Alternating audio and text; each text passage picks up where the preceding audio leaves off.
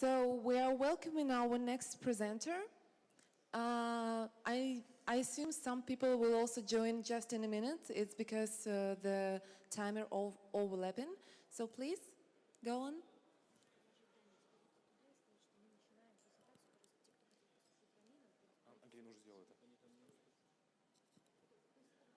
Hello? All right, great. First of all, let me say that the information I will be giving here is focused primarily on the Western markets, since that's the area I have the most expertise in. And also, I'm not going to talk significantly about children or children's games in this lecture, because that is a whole nother topic, and it would make this larger than what I could fit into the time frame that I have here. All right, right now, in our industry, we have unprecedented demand for games. We have more games than ever in the history of our industry. But what we're having trouble with is profits. We're actually going through a bit of a contraction right now in the industry. There are a lot of layoffs. There have been very few acquisitions and mergers in the last year. A couple notable exceptions were the purchase of Minecraft and King.com. King.com was sold for $6 billion. Other than that, you've seen even Lion's Head was closed just in the last month, which is a very well-known studio. Gameloft has been laying off a lot of people. There's been layoffs all across the sector in mobile gaming. So we have a problem, but it isn't well understood what the problem is. And actually, I think there are multiple components, and I'm going to talk about the three primary components that are causing this contraction so that we can start to look for solutions.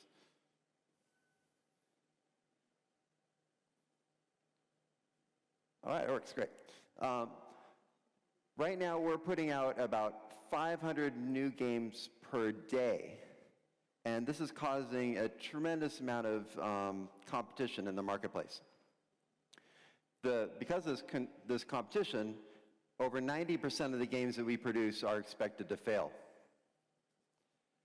There's two trends going on. User acquisition costs are going up, and revenue per user is decreasing. These are both caused by crowding. As the competition for a limited number of consumers increases, and there's more and more products, there's less and less consumers per product. So the ability to generate revenue is going down. And in the old days, it used to be that if it cost you $1 to acquire a new user and you could make $2 per user, you were making a lot of money. But right now, even the most successful games in our industry are operating on very thin margins. And as more and more players enter the field, the user acquisition costs are going up so rapidly that almost no one is making money. All right. And this is not going to fix itself anytime soon. All right, let's talk a little bit about demographics. There's some other things going on besides this crowding effect, but I'm going to come back to the crowding effect because it's something we can't escape. Right now in the West, you've got, especially in the United States, you have unprecedented wealth disparity. What that means is the amount of money being concentrated in the older generations is not being shared with the younger generations. Why this matters to us is because is that in a free-to-play business model, which is essentially almost everyone in the mobile space is using free-to-play, we need to go where the money is. And right now, the groups where we've been traditionally focusing on, the younger age groups, don't have a lot of money. So if we're looking for whales, people who are able to spend significantly on each product, they're not going to be found in abundance in the younger age groups. We need to start thinking older. And the needs of older gamers are going to be different than the needs of younger gamers. And unfortunately, you still have 97% of the world's wealth concentrated here, which is another issue. Okay, For a while, games have been thought of as a male form of recreation. And I think that's primarily because the games industry is mostly made up of men making games for men. About 10 years ago, something really important changed, and that was a company called Zynga. Zynga really opened up the market for female gamers by providing games that didn't alienate or make women uncomfortable. A lot of the games we've got now are very focused on conflict. We have a lot of first-person shooters. These games are not really well designed for the female demographic. Female gamers appreciate most social interaction in their games, and Zynga did their best to try to bring people together and have them interact socially when they were playing their games. This brought a huge number of women into the gaming space that were not there before. So these women are still a little bit behind as far as the amount of experience they have in gaming, but their experience is coming up rapidly, and it's approaching parity. Now in the West, I've seen several reports stating that most of the gamers are female. This wasn't the case just a few years ago. So, and now that they're hitting 51, 52%, you would think you'd be seeing a lot more games for women, but we're not seeing that yet. Okay, now I want to talk about my favorite game, because traditionally, if you look back at games like the Olympic Games or chess or checkers, they were all mechanisms to bring people together to allow them to interact socially. And right now our games are, especially when we use this concept of pay to win, if you pay to win, you're paying to make yourself more powerful than the people around you. The flip side to this is that you're paying to make everyone else weaker than you. And this is aggressive behavior. It's not social, it's antisocial. And this especially is repelling female gamers. So my favorite, let me just pull this up. This is gonna be a little small, but I wanna,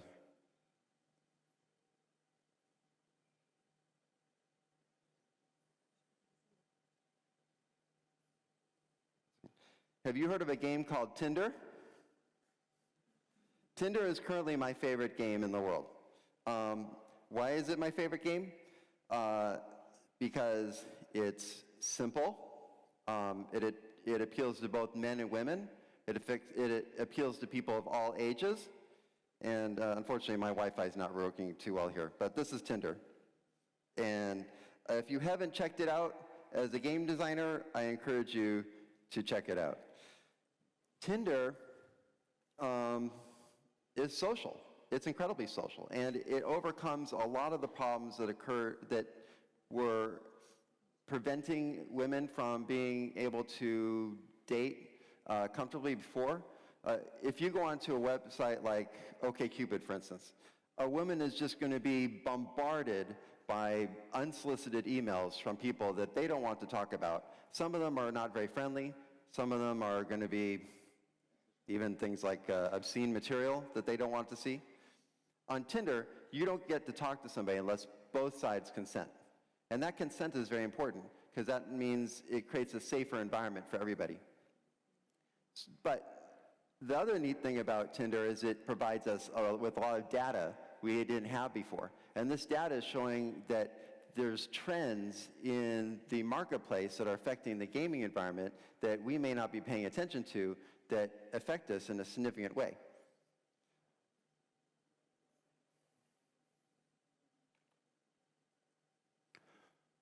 Okay, let me talk about something called the dating economy.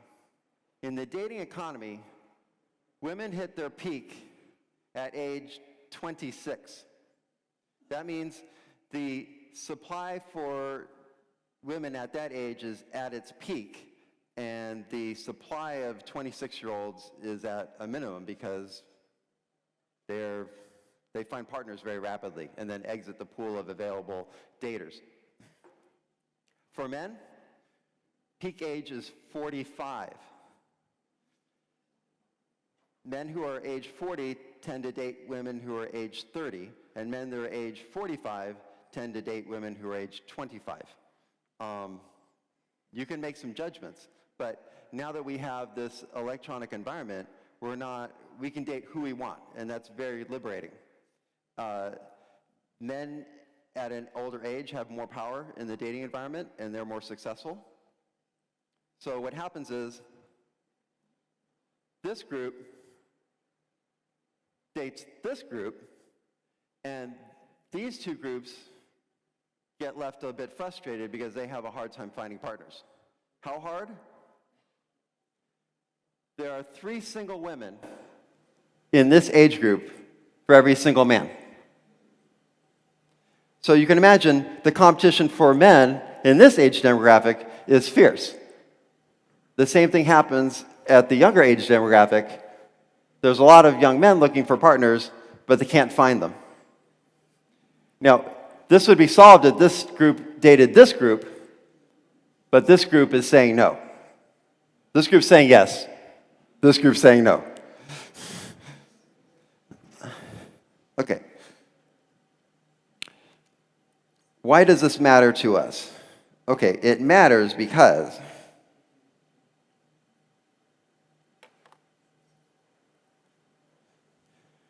who are our customers? Who are we making games for? If our games don't meet the needs of our consumers, then we're not going to be successful. Right now, almost all of our games are being made here. And you see that crowding that I talked about in the very beginning. There's so much crowding that it's very difficult to grab this group. This group has a lot of free time because they're not succeeding in the dating game. So they're playing a lot of computer games, and their needs are being well met. But because of the competition, we're having a very hard time making money off of them, and as I mentioned earlier, they don't have a lot of money either. If your game is aimed here, you're not going to get much success. This group has a lot of experience with computer games, and they have a lot of money, but the problem is they're doing something they'd rather be doing than playing computer games right now. So this is a problem for us. What group is wide open? This one right here. Is it a coincidence that King.com sold for $6 billion? No. And why did Activision Blizzard spend $6 billion for this company? Because they wanted access to this demographic. And for them, that came with access to almost 500 million women who already have accounts with King.com. So does that mean they're going to automatically get these people as consumers? No, but user acquisition cost is getting so high that trying to get new consumers is almost impossible at a cost that's lower than what the revenue you're going to get. But if you already have them as a consumer, reaching out to them can be done for a much lower cost because you already have their email address, you already have access to them on a regular basis. So advertising cost to them is going to be much lower.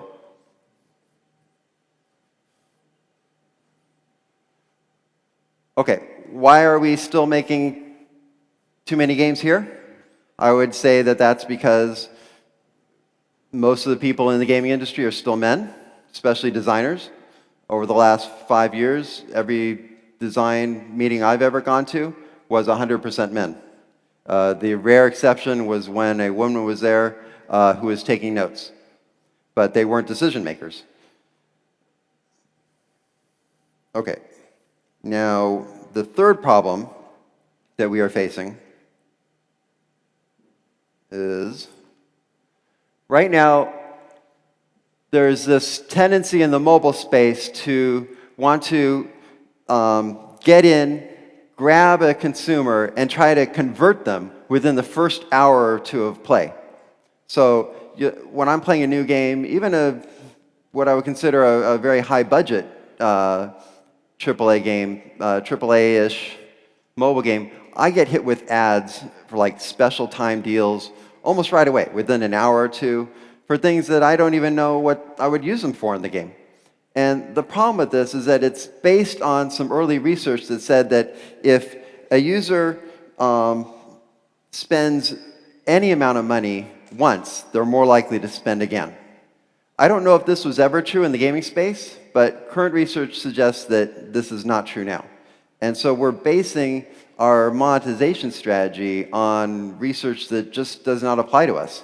If it ever did apply to us, consumers have adapted and are not behaving the way we were hoping they would. Now,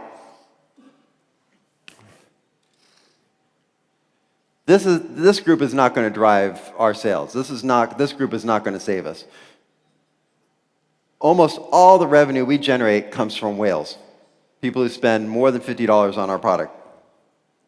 And that group is typically only 2% for a mobile game product. Wargaming does quite a bit better, and that's part of the reason why we're here.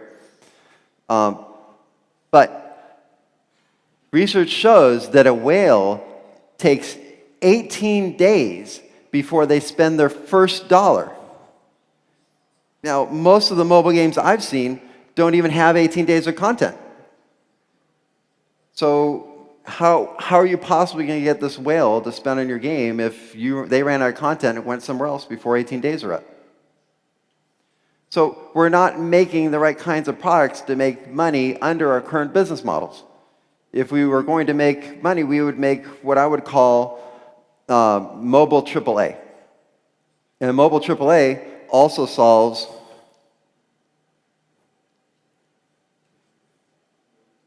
this problem, user acquisition versus revenue. Because right now, the cost to actually develop a game is perhaps 10, 15% of your total costs. Most of your costs are going to be in marketing and user acquisition. So if you're going to be spending that much money trying to get a consumer, if you bring them to your game, wouldn't you actually like to have a quality enough product to actually keep them there for 18 days so you can get the real big spenders to start spending? But that's not how we're approaching things. If you look at a game like Clash of Clans is not what I would consider a particularly high-quality game, but someone did a calculation to see what was the amount of time it would take to go from the beginning of the game to the end of the game, unlocking all the content without spending money. It was 45 years. I was one of the first 100 people in the world to get to level 60 in World of Warcraft when it came out. I did it in 8 days, playing 22 hours a day, so 176 hours. After 176 hours, I was max level, and I ran out of what I call progression content. Games today in the mobile space are not like that. You just keep progressing further and further. You might call it a little bit of a Skinner box effect or such, but it's very important to not let the consumer run out of content, because there's a certain amount of excitement that comes with advancement, and that's why RPG games are so successful. But there's also a certain amount of depression that sets in when a player runs out of content.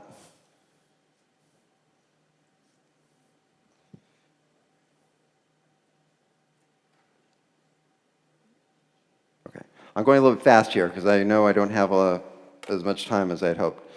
My last slide here points out that 52% of spenders spend only once. So the hypothesis that if you get them to spend once, even if it's $1, to get them in is not actually true. If they spend $1, there's better than 50% chance that that's the last dollar they're going to spend. So what's going to work better? Are you going to come in and say, okay, I'm going to try to hook the consumer with a special deal? Say I charge them $2.99 for some gems that they will get 100 gems a day for 30 days. It's very attractive, it's very cheap, it's designed to hook the player, get them in, and the idea is if once they've started spending once, they'll continue to spend again. That's not actually what we're seeing in the research. What would be a better approach would be get them hooked, get them to be social with other people, so that they feel that they're needed and that their absence would be felt. And then once they feel engaged with the game, and I noticed if you were here from the previous lecture, Daniil mentioned the importance of engagement. Engagement is critical. If your player is not engaged with not only your product, but also other players, they're much more likely to churn out. So you want to get them feeling like they belong. Once they belong, then that's when you get this. And the people with the most time and the most money right now are middle-aged female gamers. But that's not where most of us are making our products. King.com did, and look what happened to them. All right, I am going to end there and take questions.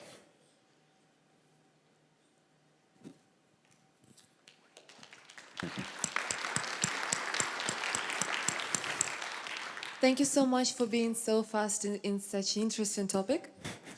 I know it's because of the technical reasons and we started a little bit later. So guys, if you have any questions, I'm coming to you. Thank you. My question is, you said that middle-aged women are the people which can be involved in gaming, but they're not because there are not enough games. But my question is whether it's true, whether are they interested in gaming at all? I mean, is there any research that if we actually create a game for them, will they play it? And I guess if we create a game which fits all other three categories, it will be much popular than the one which we create just for this one category. And whether it will be profitable, or is there any research regarding this matter? Okay, we don't need to make games specifically for women. We just need to make them gender neutral so that they're not feeling like they're out of place when they play a game. For instance, Farmville did this, and Farmville projected Zynga to market dominance. If you go back just a few years ago, everybody was trying to make games for Facebook. And that was because of the success of Zynga. And now you're seeing the most successful company in the space is King.com. And that's why it was one of the few, it was only one of only 2 major acquisitions last year, and it was the largest. And again, their product quality I would not describe as being particularly high, but it's not, but it caters to, it's gender neutral. It does not make women feel uncomfortable. And the barrier to entry, the complexity, is very low. So a woman who has never played a game before, or maybe she's only played Farmville or Candy Crush Saga, they're going to be intimidated by a game with a lot of complexity. So you need to lower the complexity initially to allow them to come in. If you let them play, they will play. Does this mean? But I can't give you data for games we haven't made yet. I can give you data for games we have made, like Candy Crush Saga and Farmville. Were both tremendously successful, and they tapped into an audience that just was not being tapped before. And they brought a whole new demographic into gaming. Okay, that was a very good question. This 52% statistic is based on one square young man mostly, or it's universal for all this table? Is it universal for? I mean, the statistic that 52%, your last page showed statistic, 52% chances that people will not pay more than $1. Is it based on one square, I mean young men, where most games are? This is for all across the board in the mobile space. So I'm sure there are pockets of people. The question was, does the 52% in my last slide apply to everybody or just certain pockets of games? And the answer is everything in the mobile space. That's an aggregate number for mobile space conversions. Good, thank you. Another question from the middle of the hall. Hello. Do you think there are any other business models except free-to-play or free-to-win that could work with these people? I mean, these women 30 to 50. I am a tremendously enthusiastic advocate of the free-to-play business model. I think it just like with Tinder, Tinder lowers the barrier of entry. It makes it very safe to come in, explore, and be entertained. Free-to-play does the same thing. You can't just, in the old days, a consumer would be risking buying some junk just based on some fancy advertising, and then find that the game, even if someone else may have liked it, they didn't like it themselves, and then what do? They can't take it back. They've lost their money. But with free-to-play, the consumer can enter and explore the game at zero risk. And this makes free-to-play games so much more attractive to consumers compared to retail or subscription, that this model has just taken over and is dominating the marketplace. But just because free-to-play is superior in that respect doesn't mean that people want to buy a win. People would like to think that they win a game because they were good at the game, not because they spent money. They don't want to spend money to harm other people. They don't want to play a game where they've been harmed because someone else spent money and they didn't. These are all antisocial effects of pay-to-win. So there are ways we can sell free-to-play without selling that. Good, thank you. Thank you. Right. So, Guys, anyone else? any other questions? Be brave. Okay, come in. What would you think if it's possible to make a game for everybody? Because women don't like violence, and boys and the boys do not like collecting resources like some farms and so on.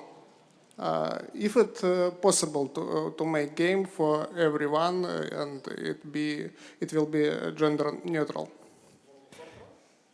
Right.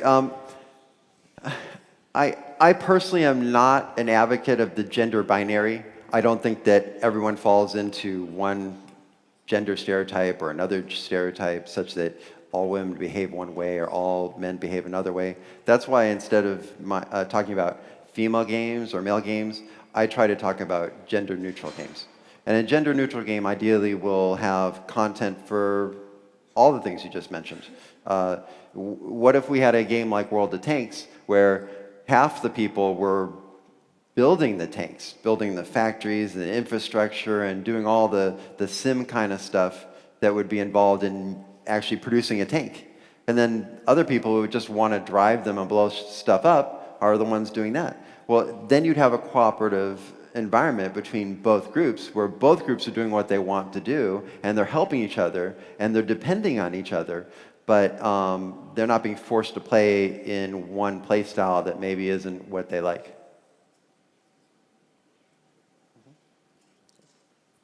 I can hardly imagine that my wife, for example, will play a game about shipyard and my daughters will play some other games because my wife used to play some farm and she was addicted a lot, and my children like games about pony, not about warships, tanks, and so on. Well, I didn't want to talk too much about children, but if you look at the most successful children's game right now, it's actually Minecraft. And Minecraft lets people be creative and do things the way they want to do it. And I think that's an important thing, giving the consumer that freedom to do what they want to do, when they want to do it, where they want to do it, which is an advantage of mobile. That is where you're going to get the long-time user who's going to stay with you long enough to invest in your product.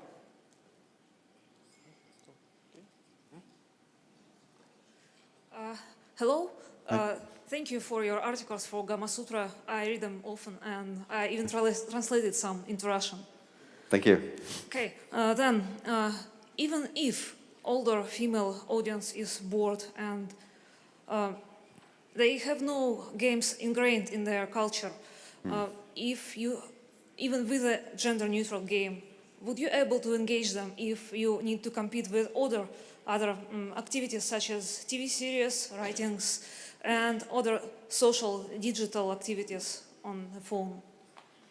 Well, there are cultural effects. Obviously, the consumer behavior for women in Russia is going to be different than it is in the United States. And I would say, in general, there's still, I think, a lot of shame in Russia if a woman does something other than what she is culturally expected to do. And there are a lot In some of... circles. In some circles.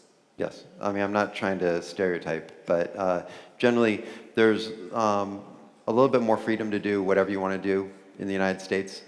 So I think there's going to be a little bit of a lag, maybe a few years, between what we observe in the United States versus what we see in, say, Russia. But I think your original question was, how do you pull women in if they're not in games already? Yeah.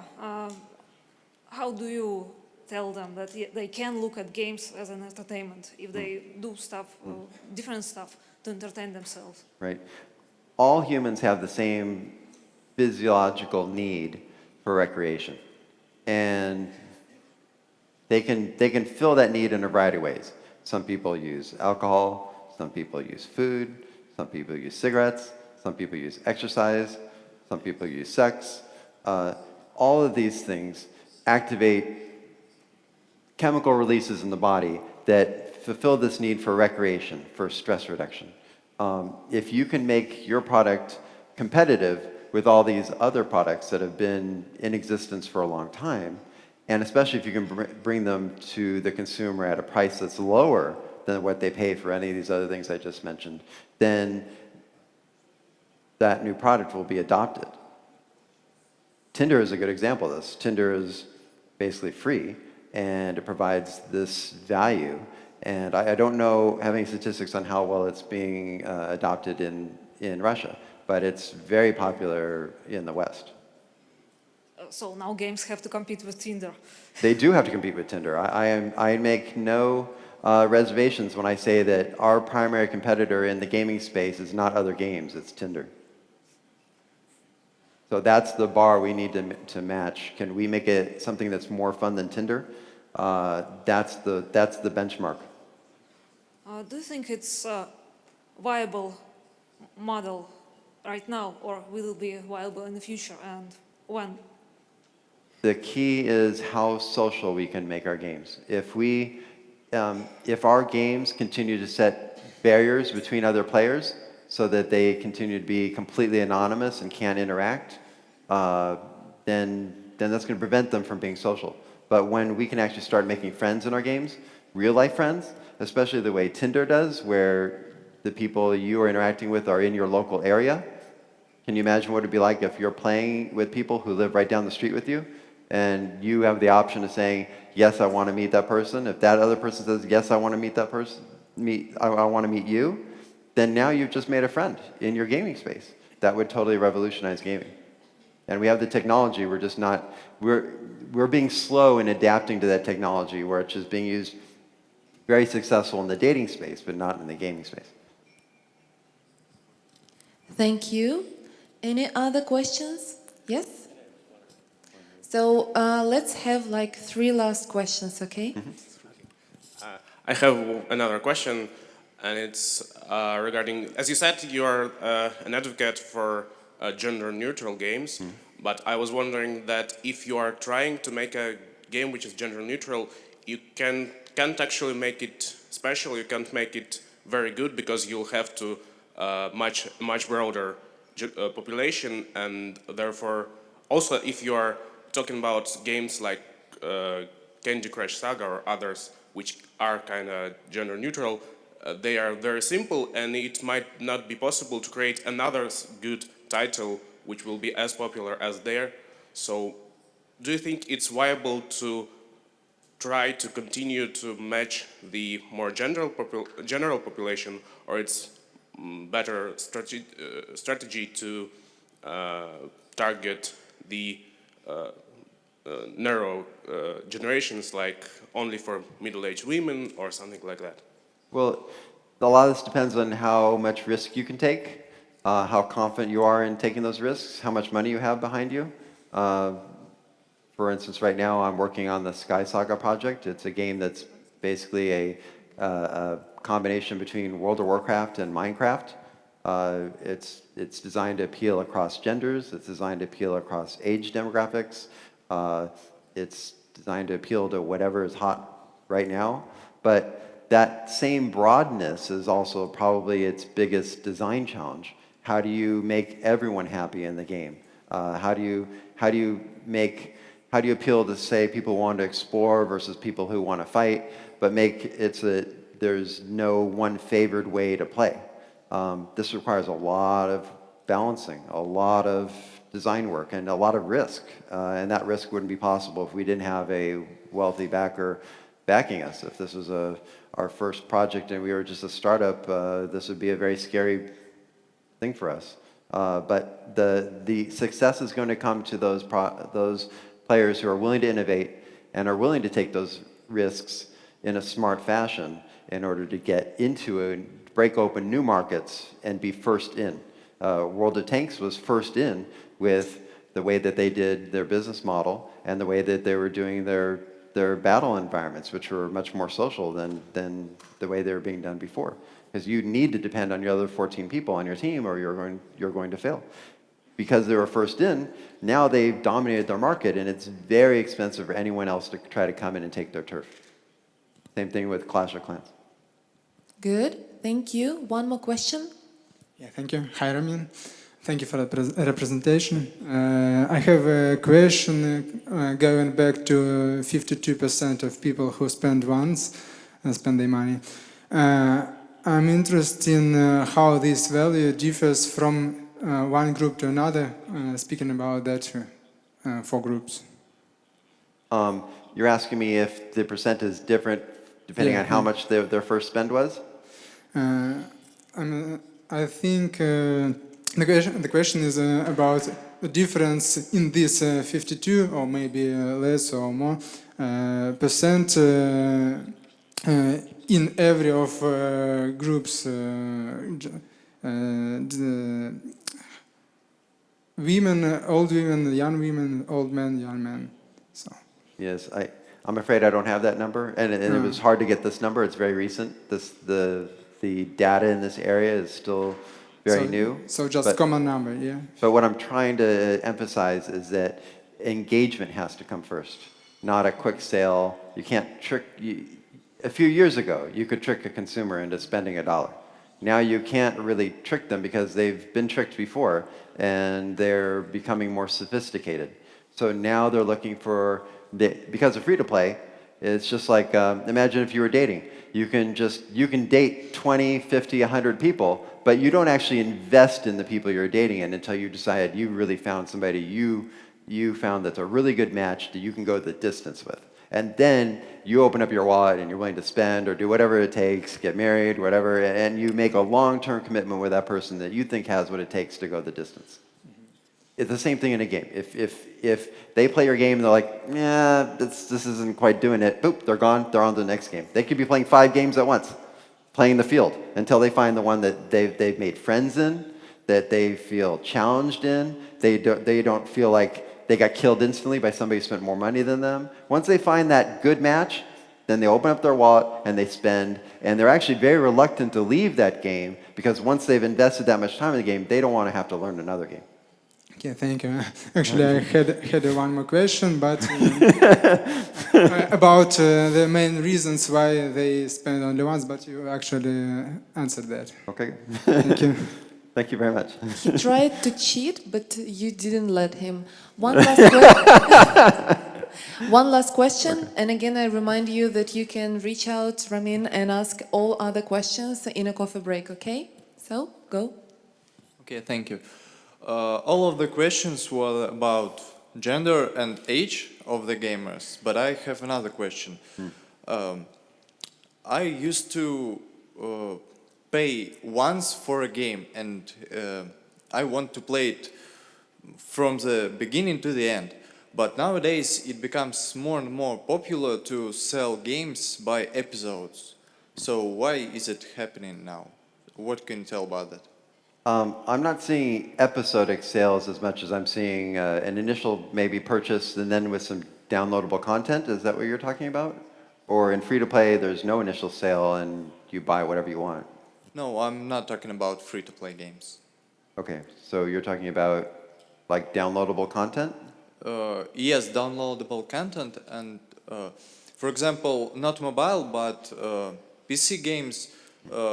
For example, the new Hitman, it's selling with episodes, or new Final Fantasy VII, it will be divided into different episodes. Okay.